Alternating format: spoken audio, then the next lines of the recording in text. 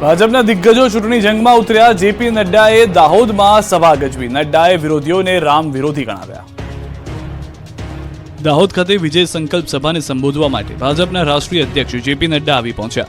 કમલમ નજીક આવેલા ગ્રાઉન્ડ ખાતે જેપી નડ્ડાએ જાહેર સભાને સંબોધી. દાહોદ લોકસભા ભાજપના ઉમેદવાર જશવંતસિંહ ભાભોરના પ્રચાર માટે આજે રાષ્ટ્રીય અધ્યક્ષ આવ્યા હતા, જ્યાં તેઓએ વિરોધીઓ પર ખૂબ પ્રહાર કર્યા. સાથે જ તેઓએ વિકસિત ભારતના સંકલ્પને પણ યાદ અપાવ્યું. આ તરફ ભાજપના અન્ય નેતાઓએ પણ દમદાર પ્રચાર કર્યો. નવસારીમાં પાટીલ પ્રચાર મેદાનમાં ઉતર્યા. લોકસભામાં ભવ્ય જીત માટે ભાજપે પ્રચાર અભિયાન તેજ કર્યું.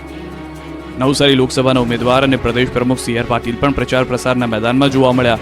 જલાલપોર અને નવસારીના શહેરી વિસ્તારમાં બાઇક રેલીનું આયોજન કરાયું. 21થી વધુ ગામડાઓમાં સી.આર. પાટીલના પ્રચંડ પ્રચાર. ચૂંટણીના રંગ દરમિયાન નેતાઓ અલગ અંદાજમાં દેખાતા હોય છે, ત્યારે ડાયરાના તાલે એક નેતાજી નાચતા દેખાયા. દાહોદમાં જેપી નડ્ડાની સભામાં કુબેર ડિંડોર ઠુમકા લેતા નજરે પડ્યા. નડ્ડાની સભામાં શરૂ થાય એ પહેલા જ ડાયરો યોજાયો અને એ દરમિયાન કુબેર ડિંડોર ખૂબ નાચ્યા. ઉમેદવારો મતદારોનું ધ્યાન આકર્ષિત કરવા માટે અવનવા નુસ્ખા વિચારી રહ્યા છે. આ વચ્ચે ભાવનગર લોકસભા બેઠક પરના ભાજપ ઉમેદવાર નીમુ બાંભણિયા હીરા ખસતા દેખાયા. નીમુબેન ચૂંટણીના અંતિમ દિવસોમાં પ્રચારમાં લાગ્યા. નીમુબેન દેવભાગ વિસ્તારમાં હીરાના કારખાનામાં પ્રચાર માટે પહોંચ્યા. ત્યાં રત્ન કલાકાર બહેનોની સાથે હીરા ઘસવા બેસી ગયા. આ તરફ અમરેલી બેઠકના ભાજપ ઉમેદવાર ભરત સુતરિયા જોરશોરથી પ્રચાર કરતા જોવા મળ્યા. જામકા, માંડણ, વિસળિયા સહિતના ગામોમાં સભા કરીને લોકોને મતદાનની અપીલ કરી. ગામડે ગામડે લોકસંપર્ક કરી લોકોને જંગી બહુમતીથી જીત અપાવવાની હાંકલ કરી. મતદાનના દિવસે પ્રધાનમંત્રી આવશે અમદાવાદ. રાણીપમાં પીએમ કરશે મતદાન. ગુજરાતમાં ત્રીજા તબક્કામાં લોકસભા ચૂંટણી યોજાવાની છે. 7મી મેના રોજ ગુજરાતભરમાં મતદાન થવાનું છે, જેમાં મતદાન કરવા પીએમ મોદી ગુજરાત આવશે. અમદાવાદના રાણીપમાં આવેલા નિશાન વિદ્યાલય પોલિંગ બૂથમાં સવારે 7:30 વાગે પીએમ પોતાના મતાધિકારનો ઉપયોગ કરશે. હાલમાં જ પ્રધાનમંત્રીએ 1લી અને 2જી મેના રોજ ગુજરાતના અનેક વિસ્તારમાં ઝંઝાવાતી પ્રચાર કર્યો હતો અને હવે તેઓ મતદાનના દિવસે ફરી ગુજરાત આવશે. પીએમના આગમનને લઈને તૈયારીઓ પૂરજોશમાં કરવામાં આવી છે. હવે ગુજરાતમાં મતદાનને માત્ર ગણતરીના જ દિવસો બાકી છે, ત્યારે ગુજરાત આખું મતદાનના દિવસની રાહ જોઈ રહ્યું છે. અહીં અમદાવાદની જનતા સાથે ખુદ દેશના પ્રધાનમંત્રી મતદાન કરવા પહોંચશે. આ તરફ કોંગ્રેસે પણ પ્રચારના ગિયર બદલ્યા. બનાસકાંઠા, આણંદ અને રાજપીપળામાં જોરશોરથી પ્રચાર કર્યો. બનાસકાંઠામાં ચૂંટણી પ્રચારનો આક્રમક જંગ જામ્યો. બનાસકાંઠામાં લોકસભાની ચૂંટણીના અંતિમ દિવસોમાં ભાજપ કોંગ્રેસનું જોર લગાવી રહી છે. ધાનેરામાં ભાજપના રોડ શો બાદ કોંગ્રેસે પણ ધાનેરા શહેરમાં રોડ શો યોજી શક્તિ પ્રદર્શન કર્યું. કોંગ્રેસ લોકસભા ઉમેદવાર ગેનીબેન ઠાકોરે ધાનેરા વિધાનસભા ક્ષેત્રમાં ભવ્ય રોડ શો યોજી મતદારો પાસે મત માંગ્યા. ગેનીબેનના રોડ શોમાં પૂર્વ ધારાસભ્ય નાથાભાઈ પટેલ સહિત અનેક કોંગ્રેસના આગેવાનો પણ મોટી સંખ્યામાં જોડાયા. કાર્યકરોએ બાઇક અને પગપાળા વિશાળ રેલી કાઢી હતી. ગેનીબેન ઠાકોરે વિવિધ ચોકમાં પ્રતિમાઓ અને ફૂલહાર પણ કરી આશીર્વાદ મેળવ્યા હતા. લોકસભાની ચૂંટણી નજીક આવતા જ રાજકીય પક્ષો મતદાતાઓને મનાવવા મેદાને ઉતર્યા છે. ત્યારે કોંગ્રેસના ઉમેદવાર અમિત ચાવડા પણ આણંદમાં કરમસદથી ચૂંટણી પ્રચાર કરી રહ્યા છે. સરદાર સાહેબની પ્રતિમાને હાર પહેરાવી પ્રચારની શરૂઆત કરી હતી. અમિત ચાવડાના સમર્થનમાં યોજાયેલી બાઇક રેલીમાં મોટી સંખ્યામાં સમર્થકો જોડાયા. ગુજરાતની છોટાઉદેપુર લોકસભા બેઠકના સમાવિષ્ટ નર્મદા જિલ્લાના રાજપીપળામાં કોંગ્રેસના ઉમેદવાર સુખરામ રાઠવાએ પ્રચાર કર્યો. સુખરામ રાઠવાએ રાજપીપળાના ગાંધી ચોક ખાતે ભવ્ય રોડ શો કર્યો હતો. સાથે જ ભાજપ પર શાબ્દિક પ્રહાર કરી છોટાઉદેપુર બેઠક પર કોંગ્રેસની જીતનો વિશ્વાસ વ્યક્ત કર્યો.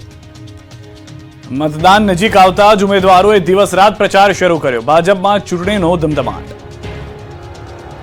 લોકસભાની ચૂંટણીના ત્રીજા તબક્કાનો અંતિમ સમય ચાલી રહ્યો છે, ત્યારે 7મી મેના રોજ ચૂંટણી થશે. ત્યારે હવે ચૂંટણી પ્રચારને ગણતરીના જ દિવસો બાકી છે, જેને લઈ રાજકીય પાર્ટીઓ છેલ્લા સમયે એડીચોટીનું જોર લગાવી રહી છે. હાલ ઉનાળાના સમયમાં લોકો ગરમીમાં બહાર ન આવતા હવે રાત્રે અને સવારે પ્રચાર શરૂ કર્યો છે. નાંદોદ વિધાનસભામાં છોટાઉદેપુરના લોકસભાના ભાજપના ઉમેદવાર જસુ રાઠવા સવારે 7 વાગ્યાથી પ્રચારમાં લાગ્યા છે. સાથે નર્મદા જિલ્લા ભાજપ પ્રમુખ ઘનશ્યામ પટેલ અને નાંદોદ વિધાનસભાના ધારાસભ્ય ડોક્ટર દર્શના દેશમુખ પણ આ નાંદોદ વિધાનસભામાંથી 1 લાખ કરતાં વધુ લીડ અપાવવા માટે કમર કસી રહ્યા છે. રાજપીપળા સહિત ગામડાઓમાં આદિવાસી મતો લેવા ખાટલા બેઠકો અને જાહેર સભાઓ યોજી રહ્યા છે. ઉપરાંત લોકોના ઘરે ઘરે જઈને ખાટલા અને ફળિયામાં બેઠકો કરી પ્રચાર તેજ કર્યો છે. આ દરમિયાન જિલ્લા ભાજપ પ્રમુખે ચૈત્ર વસાવા પર આકરા પ્રહાર કર્યા. ચૈત્ર વસાવા પર પ્રહાર કરતા જણાવ્યું કે આ મહિનો ચૈત્ર મહિનો ચાલી રહ્યો છે અને 7 તારીખે ચૈત્ર મહિનો પૂર્ણ થઈ રહ્યો છે, એટલે આપનો ચૈત્ર હવે પૂર્ણ થવાનો છે. ભરૂચમાં ભાજપનો ભગવો લહેરાશે.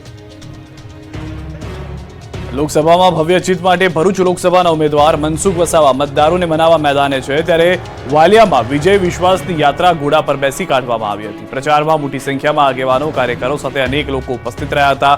ત્યારે મનસુખ વસાવાએ જીતનો વિશ્વાસ વ્યક્ત કર્યો હતો. વડોદરામાં એક અધિકારીની ફરજ નિષ્ઠાને સલામ. પત્નીની લૌકિક વિધિ પૂર્ણ કરી અધિકારી પહોંચ્યા ફરજ પર. ફરજ નિષ્ઠાની પ્રેરક ગાથા વડોદરામાં સામે આવી, જ્યાં એક અધિકારી પત્નીની લૌકિક વિધિ પૂર્ણ કરીને 3 જ દિવસમાં ફરજ પર હાજર થયા. વડોદરાના નાયબ જિલ્લા ચૂંટણી અધિકારીની ફરજ નિષ્ઠાનો કિસ્સો સામે આવ્યો. ગુજરાતમાં લોકસભાની ચૂંટણીનું 3જા તબક્કામાં મતદાન થવાનું છે, ત્યારે 28 એપ્રિલે કેન્સરગ્રસ્ત ધર્મપત્નીને ગુમાવનાર વડોદરાના નાયબ જિલ્લા ચૂંટણી અધિકારી વિવેક ટાંક કર્તવ્યથી પીછેહટ કરી નથી. પત્નીના અવસાન થયાના 3 જ દિવસમાં લૌકિક ક્રિયા પૂર્ણ કરી તેઓ પોતાની ફરજ પર હાજર થયા હતા. મહત્વનું છે કે નાયબ જિલ્લા ચૂંટણી અધિકારી વિવેક ટાંકે પોસ્ટલ બેલેટથી મતદાન કરી અન્ય મતદારોને પણ મતદાન કરવાનો સંદેશો પણ પાઠવ્યો હતો. વિવેક ટાંકની ફરજ નિષ્ઠાને જિલ્લા મુખ્ય ચૂંટણી અધિકારી બિજલભાઈ શાહે ફરજ નિષ્ઠાનું મોટું ઉદાહરણ ગણાવ્યું હતું. સુરતમાં શાળાના બાળકે મતદાન જાગૃતિ માટે બનાવી આકર્ષક રંગોળી. મતદાન જાગૃતિને લઈને સતત ચૂંટણી તંત્ર દ્વારા પ્રયાસો કરવામાં આવી રહ્યા છે. લોકો વધુમાં વધુ મત આપે તે માટે અલગ અલગ કાર્યક્રમોના આયોજનો પણ કરવામાં આવી રહ્યા છે. ત્યારે સુરત કલેક્ટર કચેરી ખાતે બંને બિલ્ડિંગમાં વિશાળ રંગોળી તૈયાર કરવામાં આવી. આ આકર્ષક રંગોળી લોકોને મતદાન કરવા માટેનો સંદેશો આપે છે. કલેક્ટર કચેરીના એ બ્લોકમાં સવારે 8 વાગ્યાથી સંસ્કાર ભારતી વિદ્યાલયના ધોરણ 9ની 8ની વિદ્યાર્થીનીઓ દ્વારા રંગોળી તૈયાર કરવામાં આવી. શાળાની વિદ્યાર્થીનીઓ દ્વારા જે રંગોળી તૈયાર કરવામાં આવી તેમાં લોકશાહીને સ્પર્શતા તમામ મુદ્દાઓને આવરી લેવામાં આવ્યા છે. મહત્વની વાત કહી શકાય કે આ રંગોળીમાં નવું સંસદ ભવનની પ્રતિકૃતિ તૈયાર કરાઈ છે. આ ઉપરાંત વોટ આપવાનો સિમ્બોલ રંગોળીના માધ્યમથી દર્શાવવામાં આવ્યો છે. બેલેટ પેપર અને ઈવીએમ મશીનની પ્રતિકૃતિ પણ રંગોળીમાં દેખાય છે. આ ઉપરાંત મતદાન જાગૃતિ માટે શહેરમાં અલગ અલગ જગ્યા પર પોસ્ટર્સ લગાવવામાં આવતા હોય છે, તેની પણ એક પ્રતિકૃતિ આ રંગોળીમાં તૈયાર કરાઈ છે. શાળાની વિદ્યાર્થીનીઓ દ્વારા એક અનોખો સંદેશ આપવામાં આવ્યો છે કે જો સારા નેતાને પસંદ કરવામાં આવશે તો ભ્રષ્ટાચાર વગર દેશનો વિકાસ થશે. આ ઉપરાંત લોકોનો એક મત કેટલો કિંમતી છે તે પણ આ રંગોળીમાં દર્શાવવામાં આવ્યું. એક તરફ ચૂંટણીનો ગરમાવો જોવા મળી રહ્યો છે અને બીજી તરફ ભીષણ ગરમી. મતદાનના દિવસે પણ કાળઝાળ ગરમી રહેવાની હવામાન વિભાગની આગાહી. આગોગતી ગરમી માટે તૈયાર રહેજો. 2 દિવસ બાદ રાજ્યમાં હીટવેવની આગાહી. 5 થી 7 મેના દિવસોમાં ભીષણ ગરમી પડશે.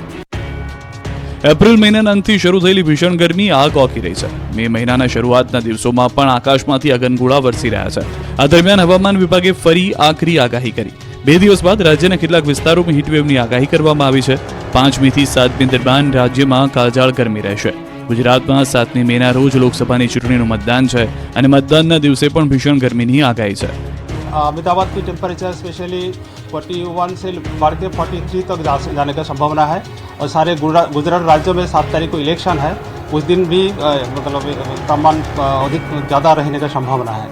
7મી તારીખે અમદાવાદનું તાપમાન 43 ડિગ્રી સુધી જવાની શક્યતા છે, જ્યારે આખા ગુજરાતમાં પણ તાપમાન વધારે રહી શકે છે. દરિયાકાંઠાના વિસ્તારમાં પોરબંદર, ગીર સોમનાથ અને ભાવનગરમાં યલો એલર્ટ આપવામાં આવ્યું છે.